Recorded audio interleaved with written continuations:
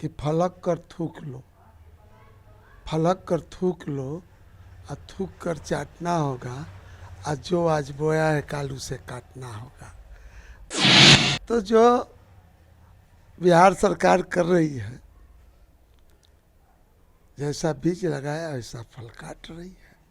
और क्या मैं इसमें कहूँगा, उनकी चोरी हत्या पाप ये तीनों कोई कितनों छिपा ले, ये छिपने वाला नहीं है। बिहार की जनता जान गई है, उसको सत्ता से मतलब है।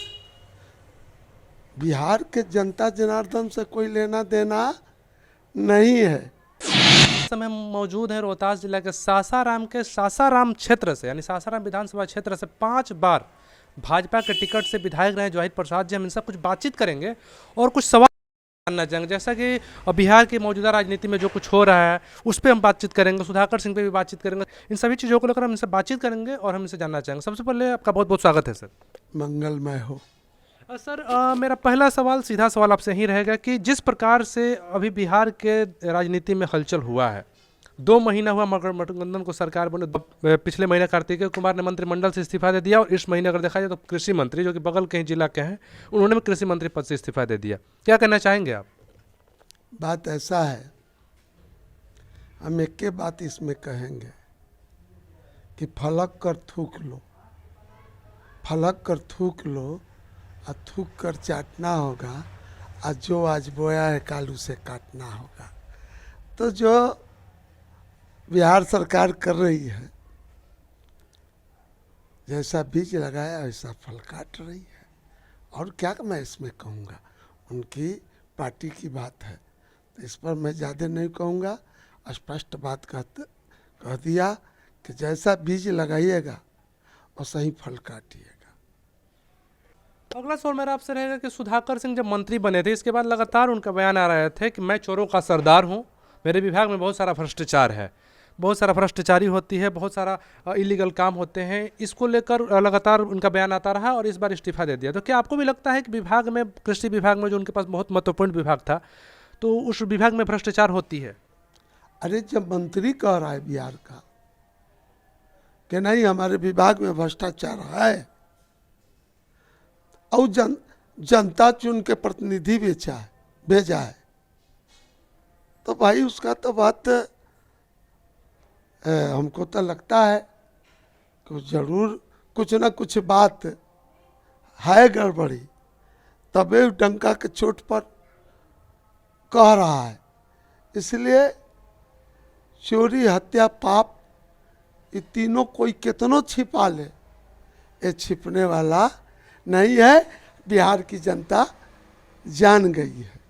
आगे आपसे जानना चाहेंगे कि इसी वर्ष की नीतीश कुमार जो भाजपा से गठबंधन तोड़ के आरजेडी के साथ सरकार बना ली है, क्या कहना चाहेंगे इस पे? बात ऐसा है, जो सत्ता का लोभी होता है उसको सत्ता से मतलब है। बिहार के जनता जनार्दन से कोई लेना देना नहीं है। इसलिए जो लोभ का बाप का नाम है पाप, अब पाप का बाप का नाम है अहंकार। तो जहाँ लोभ और पाप अहंकार हो जाएगा, वहाँ पर मैं क्या कहूँगा, बिहार की जनता ये सारे देख रही है। अगला सवाल मेरा आपसे ये रहेगा कि अभी बिहार में नगर निकाय का चुनाव होना था, सासाराम में भी पहली बार नगर निगम का चुनाव होना था, कैंडिडेट ने अपना नामांकन भी करा लिया था, और अचानक से खबर आती है कि चुनाव को स्थगित कर दिया गया जो 20 अक्टूबर को होने वाला था। राज्य सरकार ने जो आरक्षण का रोस्टर बनाया है वो बिल्कुल सटीक नहीं बैठता है। सुप्रीम कोर्ट ने एक बार आदेश दिया था आरक्षण के लेके, अतहल पहल में आपने उसका अनुपालन नहीं किया। जनता लोग ने हाई कोर्ट में गया, हाई कोर्ट निरस्त कर दिया कि नहीं सुधार करके लाओ। जो सुप्रीम कोर्ट ने आदेश दिया है पहले आरक्षण के मुद्दा पर, तुम वो तो लाया नहीं और अपने मन से हाई फाई में इनको करा दिया। तो हाई कोर्ट भी कहा कि नहीं, जब तक आरक्षण पूरा नहीं हो जाएगा तब तक मैं बिहार में चुनाव नहीं होने दूंगा।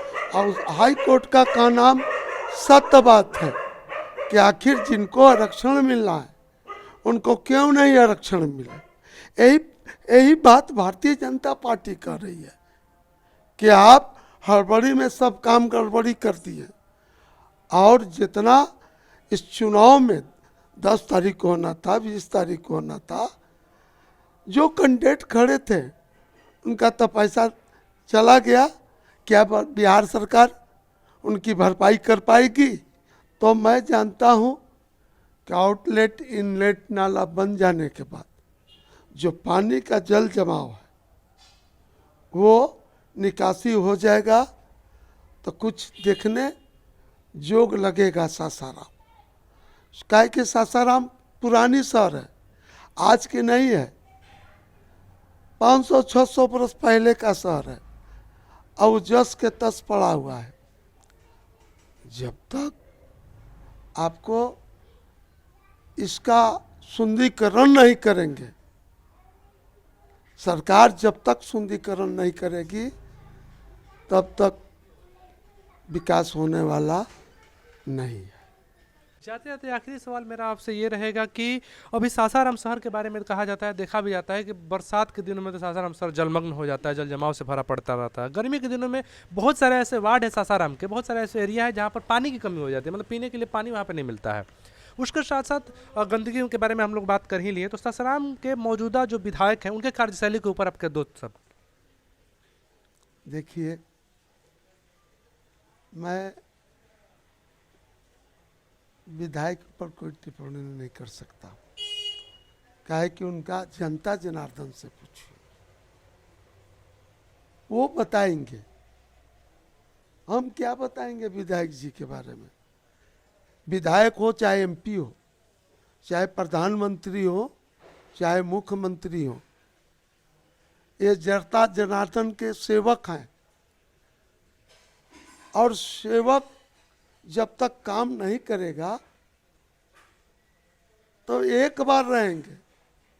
जनता तो मालिक है, जब चाहेगा समय आने के बाद उसको कान पकड़ के हटा देगा, सेवा नहीं कीजिएगा तो।